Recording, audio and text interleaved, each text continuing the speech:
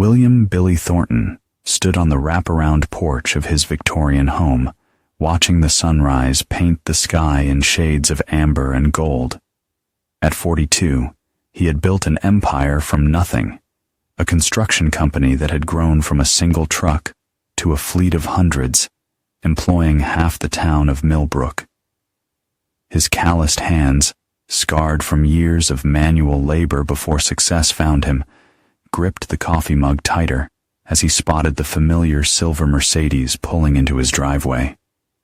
Dr. Cassandra Cassie Hartwell stepped out, her auburn hair catching the morning light. At 36, she was everything a successful man's wife should be: beautiful, educated, and charming. She worked as a pediatric surgeon at the county hospital, and their marriage had been the talk of the town 8 years ago. The perfect power couple, everyone said, but Billy knew better. He'd known for 3 months now. "Morning, darling," Cassie called out, her smile as practiced as her surgical precision. "Early meeting with the hospital board today. Might be late tonight." Billy nodded, his steel-gray eyes revealing nothing. "Of course, I'll be working late myself.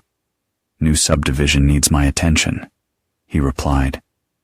He watched her kiss his cheek, the same cheek she'd kissed before going to meet her lover, Dr. Trevor Blackstone, the hospital's head of cardiology. Billy had discovered their affair by accident. A private investigator he'd hired to look into a rival construction company had mixed up the files, delivering evidence of his wife's betrayal instead. The photos were crystal clear. Cassie and Trevor, in passionate embraces at the Riverside Motel, the same motel Billy had stayed in 20 years ago when he first came to Millbrook with nothing but a dream and a determination to succeed. What made it worse was the conversation he'd overheard 2 weeks ago. Cassie and Trevor weren't just having an affair. They were planning his demise. The insurance money, they'd whispered, would set them up for life. $2 million was a lot of money, even for a successful doctor and surgeon. But they didn't know Billy's real history. They didn't know about the 15 years he'd spent in Detroit before coming to Millbrook, working for people who taught him that loyalty was everything, and betrayal meant danger. They didn't know about the skills he'd learned in those dark alleys and abandoned warehouses. They thought he was just a small-town contractor who'd gotten lucky. They were wrong. Billy's phone buzzed. A text from Marcus Rodriguez, his foreman and the only person he trusted completely. Marcus had been with him since the beginning, a former Marine who understood that some wars never ended. Package delivered. She took the bait. Billy smiled, a cold expression that would have made his old adversaries from Detroit proud. The game was about to begin. Dr. Trevor Blackstone adjusted his tie in the mirror of his downtown office. At 45, he was considered one of the most eligible bachelors in Millbrook. Despite his growing relationship with Cassie, he'd never married, preferring the freedom to pursue what he wanted, when he wanted it. And what he wanted now was Cassie Thornton and her husband's fortune. Trevor had a secret that would destroy his career if it ever came to light. 5 years ago, he'd been involved in a medical malpractice case that had been quietly settled. A patient had died under his care due to his negligence. He'd been drinking before a surgery, and his trembling hands had nicked an artery. The family had been paid handsomely to keep quiet, but Trevor knew that if Billy Thornton ever discovered this, he could lose everything. What Trevor didn't know was that Billy had found out 2 months ago. That evening, as Trevor prepared to meet Cassie at their usual rendezvous, his phone rang. The caller ID showed a number he didn't recognize. "Dr. Blackstone," he answered. "You don't know me, but I know you," a gravelly voice said. I have something that belongs to you, something you thought was buried deep.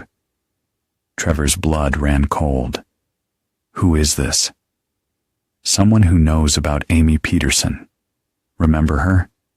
23 years old, mother of 2, died on your operating table because you couldn't keep the bottle away.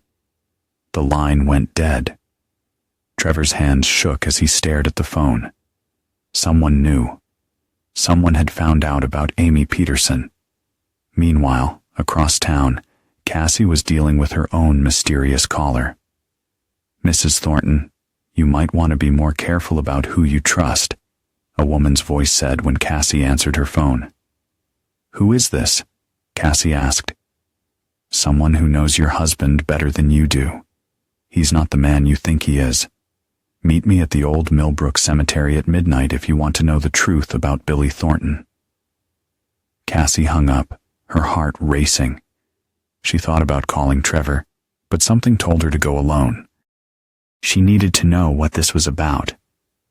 At midnight, Cassie drove to the cemetery, her headlights cutting through the darkness. She found a woman waiting by the old oak tree near the entrance, a woman with short blonde hair and tired eyes. You're brave to come alone, the woman said. I'm Linda Morrison. I used to work for your husband 15 years ago in Detroit. Cassie frowned. Billy never mentioned working in Detroit. That's because he wasn't doing construction there, Linda said. He was working for the Torino family. Muscle work, debt collection, punishment details. Your husband has blood on his hands, Mrs. Thornton. A lot of blood. Cassie's world tilted. That's impossible. Billy's a simple contractor. Nothing simple about Billy Thornton, Linda continued. He left Detroit after a job went bad. Changed his name, started over. But men like him never really change. They just get better at hiding what they are. Linda handed Cassie a manila envelope. Photos, documents, proof of what your husband really is. The question is, what are you going to do about it? As Cassie drove home, her mind raced. The envelope sat on the passenger seat like a loaded gun. She thought about Trevor, about their plans, about the life insurance policy. Maybe they were doing the right thing after all. Maybe Billy Thornton deserved what was coming to him. What she didn't know was that Linda Morrison had been dead for 3 years, and the woman she'd met was actually Maria Santos, an actress Billy had hired to play the part perfectly. 3 weeks later, Billy sat in his study, going over the final details of his plan. Tonight was the night everything would come together. His parents, Eleanor and Frank Thornton, had arrived that morning for their monthly visit. At 75 and 78, respectively, they were the only family Billy had left, and they adored Cassie. She's such a wonderful girl, his mother had said over dinner. You're lucky to have found her. Billy had smiled and agreed, knowing that by tomorrow, everything would be different. The plan was elegant in its simplicity. Cassie and Trevor thought they were the masterminds, but they were merely pawns in Billy's game. He had discovered their plan to stage a house fire, kill him and his parents, and claim the insurance money. What they didn't know was that Billy had been feeding them information, guiding them toward this exact scenario. At 11:47 p.m., as Billy lay in bed pretending to sleep, he heard the subtle sounds of movement downstairs. Cassie was executing their plan, but with a twist she hadn't anticipated. The fire she was setting wouldn't spread as expected. Billy had spent weeks fireproofing certain areas of the house, creating safe zones where he and his parents could wait out the flames. The smoke detectors had been disabled, just as Cassie had planned, but Billy had installed hidden backup systems that would alert the fire department at exactly the right moment, not too early to save the house, but early enough to save lives and preserve evidence. As the fire began to spread through the ground floor, Billy moved quickly. He had drugged his parents' evening tea with a mild sedative, not enough to harm them, but enough to keep them calm and compliant. He gathered them from their room and led them to the reinforced safe room he had built behind his study, a room Cassie didn't know existed. "What's happening?" his father asked, groggy. "Just stay calm, Dad.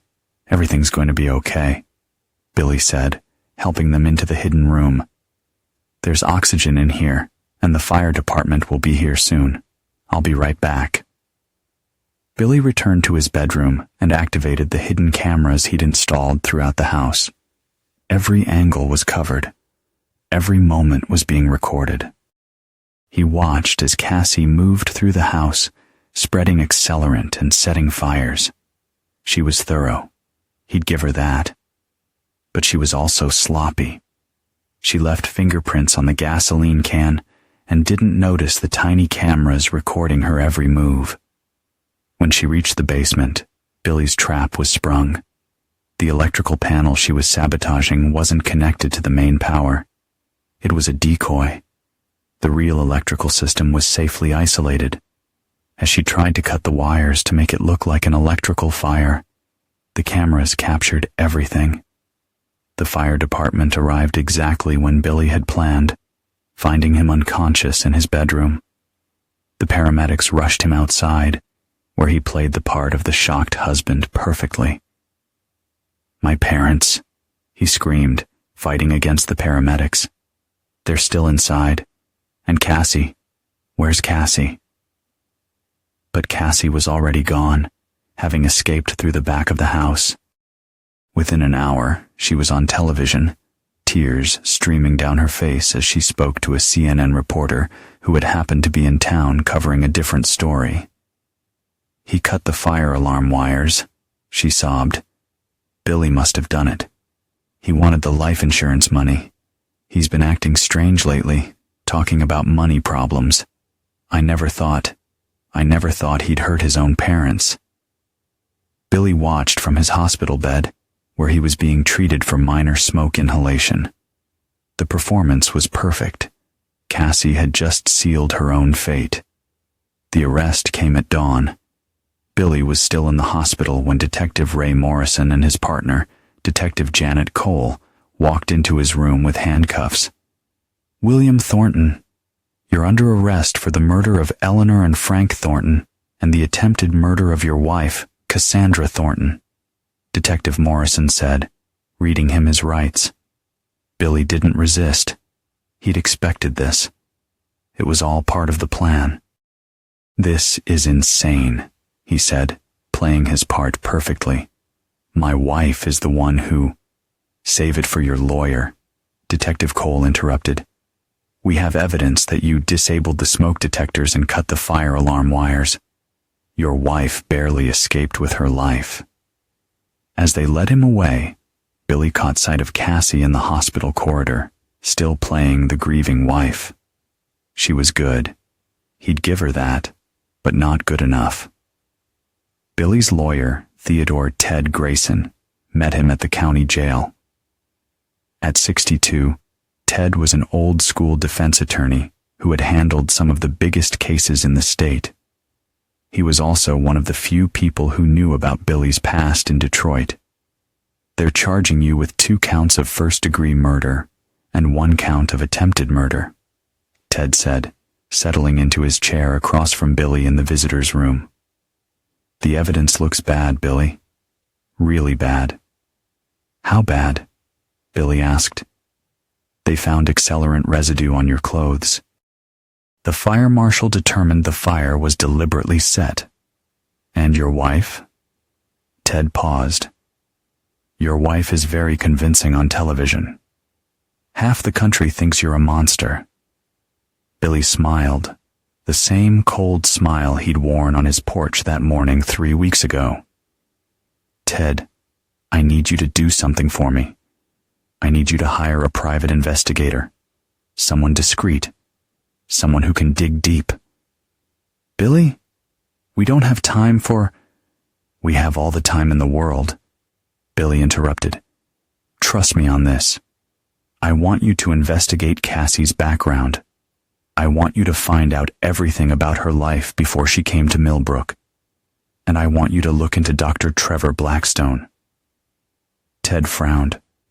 Trevor Blackstone, the cardiac surgeon? What does he have to do with this? Everything, Billy said. Just trust me, Ted. I'll fix everything.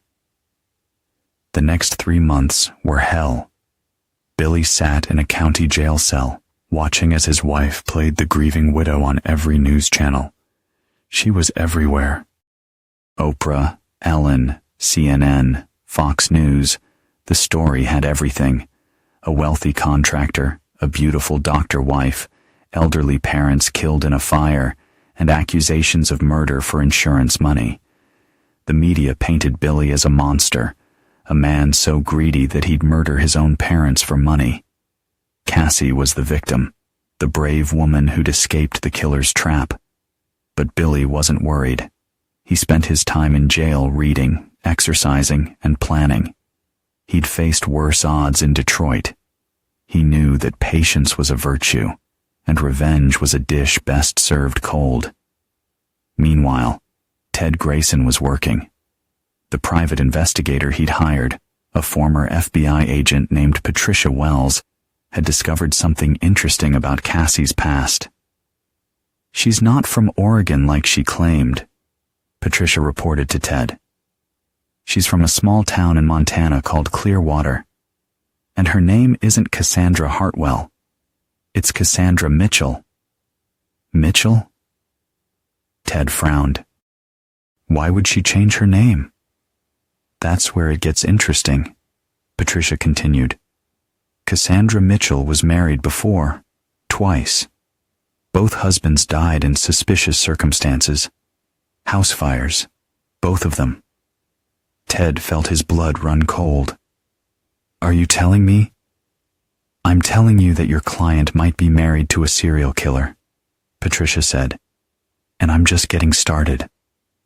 Patricia Wells spread the files across Ted Grayson's desk like a hand of cards. Each file represented a dead husband, a destroyed life, and a pattern that was becoming horrifyingly clear. Husband number 1, Robert Mitchell, age 34, died in a house fire in Clearwater, Montana, 6 years ago, Patricia began. Officially ruled accidental, but the insurance investigator had questions. Robert's life insurance policy was for $500,000, and he'd increased it just 2 months before his death. Ted studied the photographs. Robert Mitchell had been a handsome man, a successful real estate agent who had married Cassandra, then calling herself Cassie, after a whirlwind romance. Husband number 2, David Chun, age 38, died in a house fire in Portland, Oregon, 3 years ago, Patricia continued. This one was ruled arson, but they never found the perpetrator. David was a successful accountant, life insurance policy worth $800,000. And both times, Cassie was the sole beneficiary, Ted observed. Not just the beneficiary, the survivor. Both times she barely escaped with her life. Both times she was hailed as a tragic widow who'd lost everything. Patricia pulled out another file. But here's where it gets interesting. After David Chun's death, Cassie disappeared for 6 months. She resurfaced in Nevada with a new identity. Dr. Cassandra Hartwell. Fake medical degree, fake credentials, the whole 9 yards. How did she get a job at the hospital? She's smart, I'll give her that. She studied real medical textbooks, memorized procedures, and she had help. Dr. Trevor Blackstone helped her create her false identity. He'd been running a side business selling fake medical credentials to desperate wannabe doctors. Cassie was his masterpiece. Ted felt the pieces clicking into place. So Blackstone was already dirty when he met her? Dirty doesn't begin to cover it, Patricia said. Trevor Blackstone has been involved in medical fraud, malpractice cover-ups, and identity theft for years. He's the one who helped Cassie create her new life. And in return, She became his partner in crime. What about the third husband? Billy mentioned 3 previous husbands. Patricia smiled grimly. That's where your client gets interesting. Billy Thornton isn't husband number 3. He's husband number 4. There was another one between David Chun and Billy. She pulled out a final file. Michael Torres, age 41, died in a house fire in Reno, Nevada, 2 years ago. This one was ruled suspicious, but the case went cold when the primary witness, a neighbor who saw someone running from the house, died in a car accident a week later. Another convenient death, Ted observed. But here's the thing about Michael Torres, Patricia continued. He didn't die in that fire. He escaped, just like Cassie always does, but he didn't go to the police. He went underground, and he's been hunting Cassie ever since. Ted looked up sharply. He's alive? Very much alive, and he's been tracking Cassie's movements for 2 years. He's the one who's been sending anonymous tips to the authorities. He's the one who led me to the truth about Cassie's past. Where is he now? Here in Millbrook. He's been watching the trial, waiting for his chance to testify. He has evidence that could blow this case wide open. Ted felt a surge of hope. What kind of evidence? Recordings, photos, documents. Michael Torres has been building a case against Cassie for 2 years.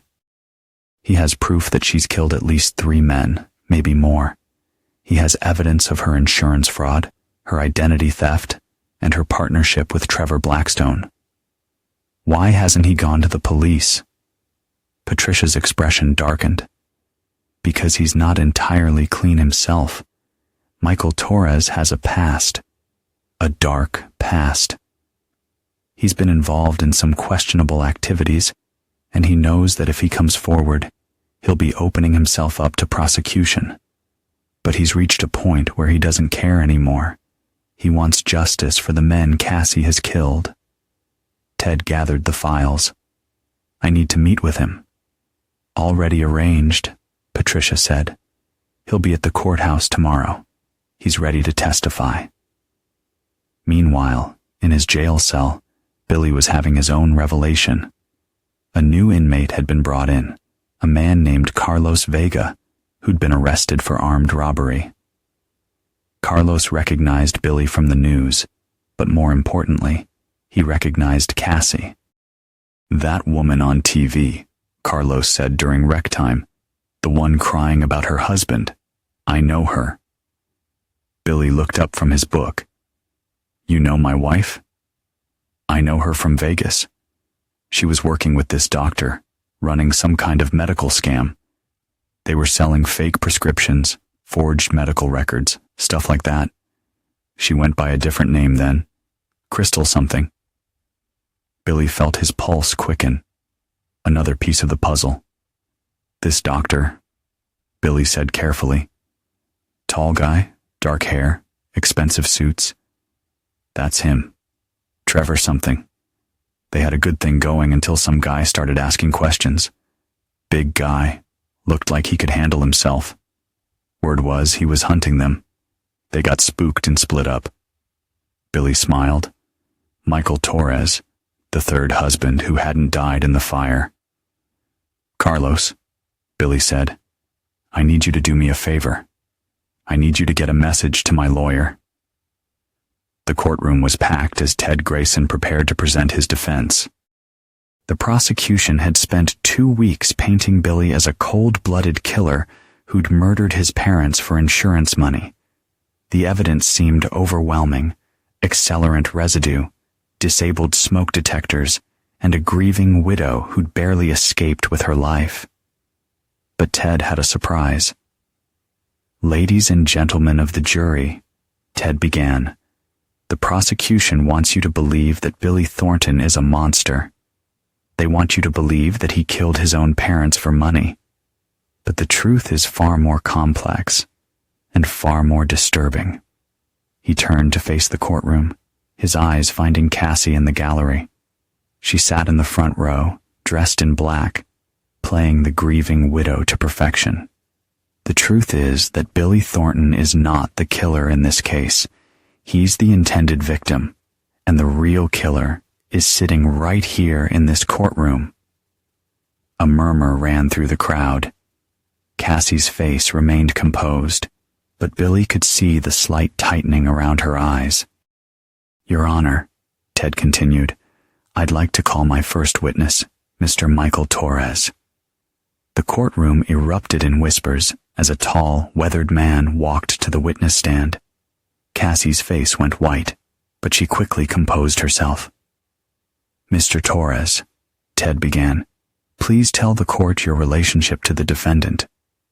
"I don't have a relationship with Billy Thornton," Michael said, his voice steady.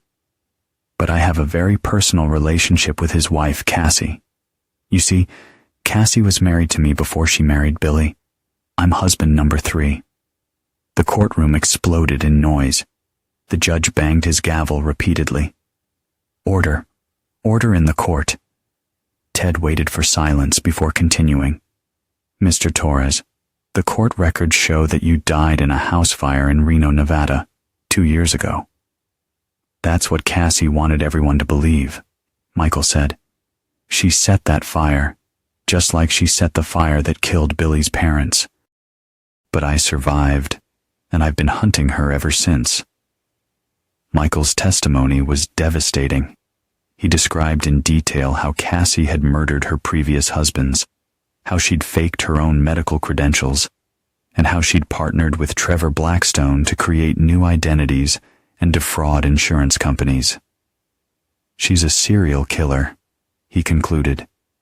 "She's killed at least 4 men that I know of, and she would have killed Billy too if her plan had worked." The prosecution tried to discredit Michael, painting him as a desperate man seeking revenge. But Ted had more witnesses. Ted called Dr. Patricia Wells to the stand. Patricia presented her evidence methodically: the false identities, the insurance fraud, the pattern of house fires. Then came the bombshell. "Your Honor, I have security footage from the night of the fire at the Thornton residence." The courtroom watched in stunned silence as the hidden cameras revealed the truth. They saw Cassie moving through the house, spreading accelerant, setting fires. They saw her disable the smoke detectors and plant evidence to frame Billy. But the most damning evidence was yet to come. I also have recordings of conversations between Cassie Thornton and Dr. Trevor Blackstone, recorded in the weeks leading up to the fire.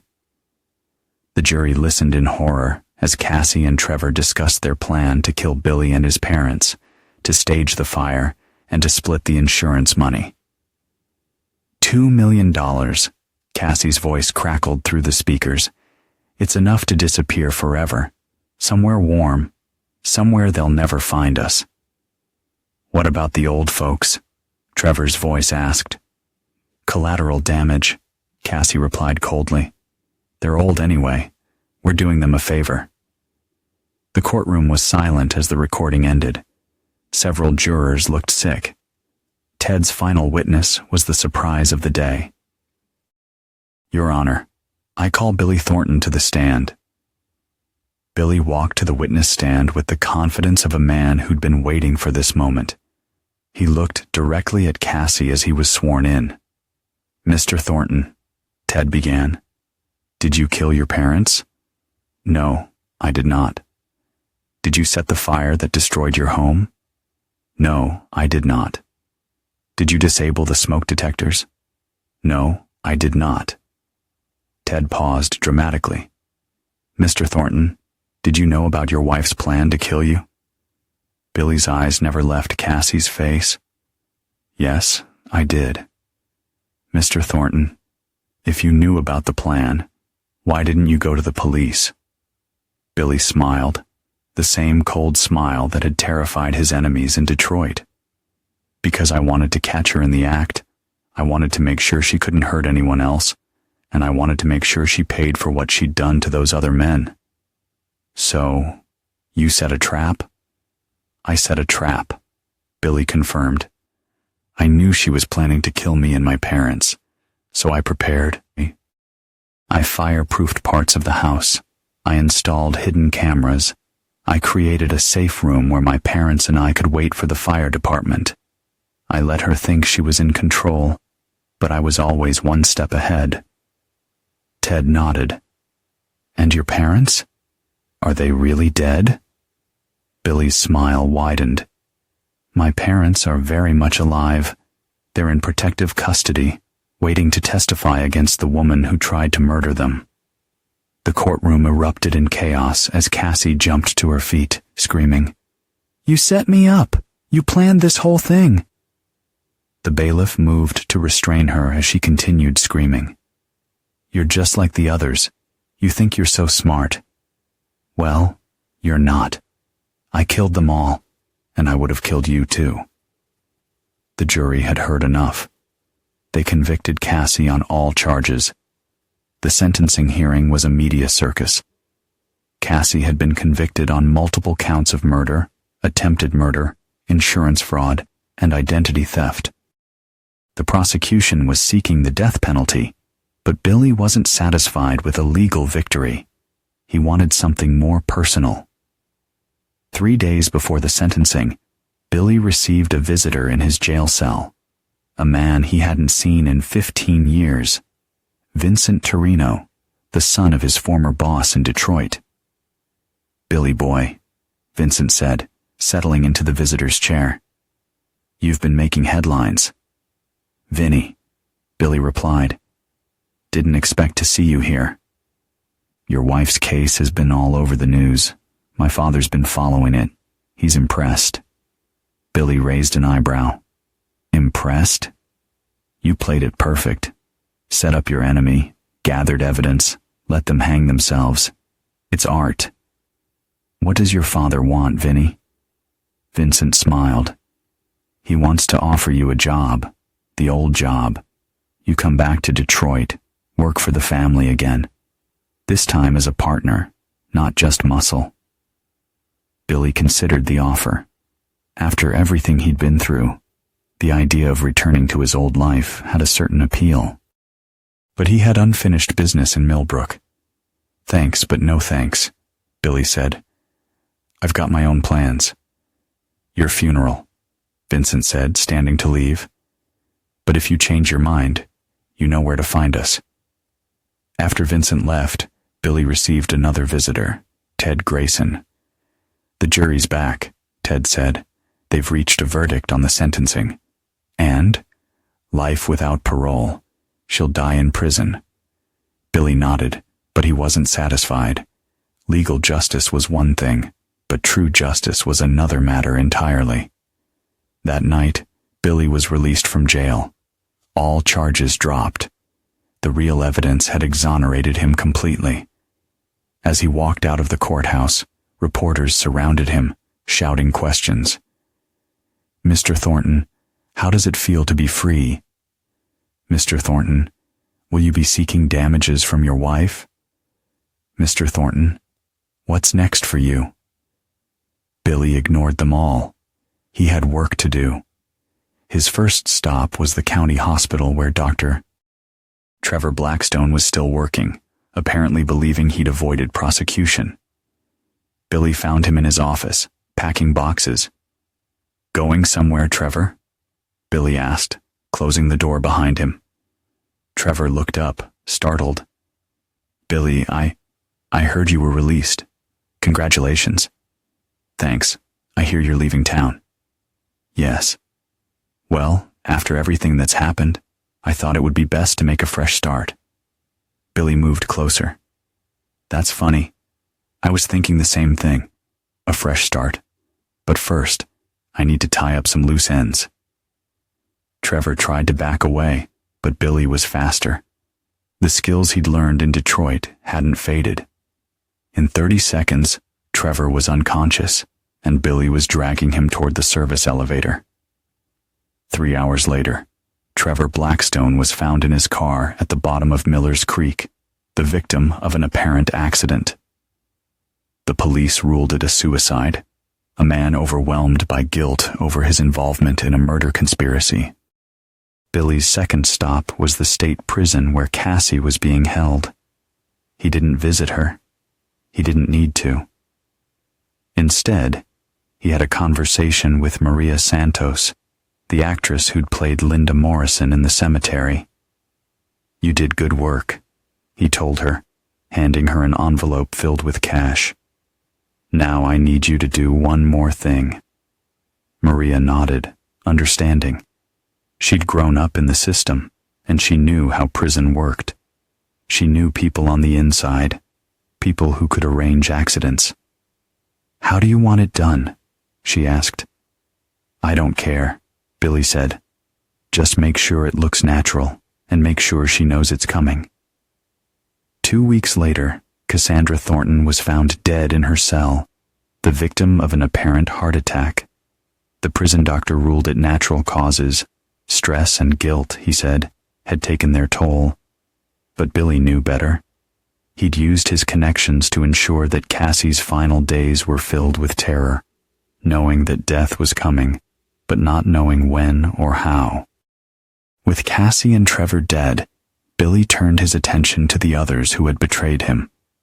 The list was short, but significant. First was Detective Ray Morrison, who had been too eager to arrest Billy, too willing to believe Cassie's lies without conducting a proper investigation. Billy had discovered that Morrison had gambling debts and had been taking bribes from local criminals to look the other way. Billy didn't kill Morrison. That would have been too obvious. Instead, he arranged for Morrison's gambling debts to be called in all at once by some very unpleasant people.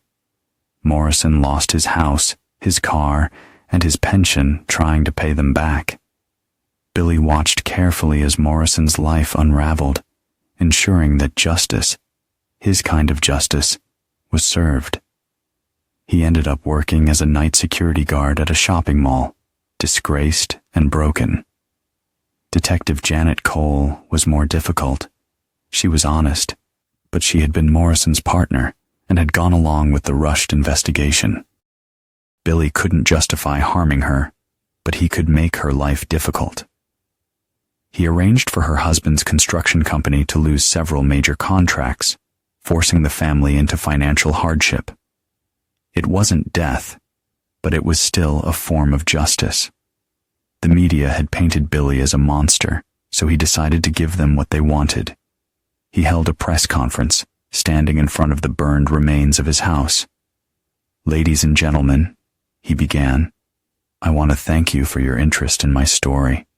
For months, you've portrayed me as a killer, a man who would murder his own parents for money. You were wrong." He paused, letting the words sink in. "But you weren't entirely wrong. I am a killer, just not the kind you thought." The reporters leaned forward, sensing a story. "I killed in self-defense. I killed to protect my family, and I killed to get justice for the men my wife murdered. In Detroit, they call me the Ghost. I thought I'd left that life behind, but sometimes the past catches up with you." The reporters were scribbling furiously, but Billy wasn't done. "To anyone who might be thinking of crossing me, of betraying me, of hurting the people I care about, I want you to understand something. I am not a forgiving man. I don't forget, and I don't leave loose ends." He turned and walked away, leaving the reporters shouting questions behind him. The story made national headlines. Billy Thornton, the mild-mannered contractor, was revealed to be a former enforcer for the Detroit mob. The story was sensational, but it served Billy's purposes. It sent a message to anyone who might be considering crossing him in the future. Marcus Rodriguez, his loyal foreman, had stood by him throughout the ordeal. Billy rewarded that loyalty by making Marcus a full partner in the construction company. Together, they expanded the business, using Billy's reputation and connections to secure larger contracts. "People respect strength," Billy told Marcus as they surveyed their latest project, a shopping center that would employ hundreds of local workers. They fear weakness. As long as they respect me, we'll do business. The moment they stop respecting me. He didn't need to finish the sentence. Marcus understood. Billy's parents, Eleanor and Frank, emerged from protective custody, healthy and proud of their son. They'd known about his past. They'd known all along. They'd also known about Cassie's true nature, but they'd kept quiet, trusting Billy to handle the situation. You did what you had to do, his father told him. Family comes first, always. Billy nodded, understanding the deeper meaning. Family was everything. Loyalty was everything. And betrayal was unforgivable. With that lesson burned into his soul, Billy Thornton prepared to rebuild not just a company, but a new legacy. One built on respect, fear, and an unwavering sense of justice. 5 years later, Billy Thornton stood on the balcony of his new home, a fortress-like mansion built on the hill overlooking Millbrook. The town had changed under his influence. He now controlled the construction industry, the real estate market, and through various shell companies, several other businesses. He'd never remarried. He'd learned his lesson about trust. His parents lived in a wing of the mansion, comfortable and protected. Marcus Rodriguez had become his right-hand man, and together they had built an empire that stretched across 3 states. The construction company had grown into a conglomerate with interests in real estate, manufacturing, and logistics. Billy employed over 2,000 people, and his word was law in Millbrook. But success had its price. Billy had discovered that his own children, from a brief relationship years earlier, had been in contact with Cassie before her death. They'd known about her plans and had chosen to remain silent, hoping to inherit Billy's fortune if the plan succeeded. The revelation had been devastating. His own blood had betrayed him. Billy had cut them out of his life completely. He'd changed his will, leaving everything to charity. He'd had them investigated, their activities monitored, their opportunities destroyed. They'd reached out to him over the years, trying to reconcile, but Billy was unmoved. Betrayal is betrayal, he told Marcus one evening, as they watched the sunset from the mansion's terrace. Blood doesn't change that. Marcus nodded. He'd learned not to question Billy's decisions. The man had built an empire through strength and ruthlessness, and those qualities extended to his personal life. What about the future? Marcus asked. What happens when you're gone? Billy smiled, but it wasn't the cold smile of his past. It was something warmer, more satisfied. I've been thinking about that. The business will go to you. The money will go to the people who've been loyal, the workers, the families who've stood by me. As for the rest, he shrugged. Let them fight over the scraps. That night, Billy received a phone call from Vincent Torino in Detroit. Billy boy, Vincent said, I heard about your business expansion. Impressive work. Thanks, Vinny. What can I do for you? Actually, I'm calling to do something for you. We found something you might be interested in. Billy raised an eyebrow. What kind of something? Records, documents. Seems your late wife had more secrets than you knew. More husbands, more murders.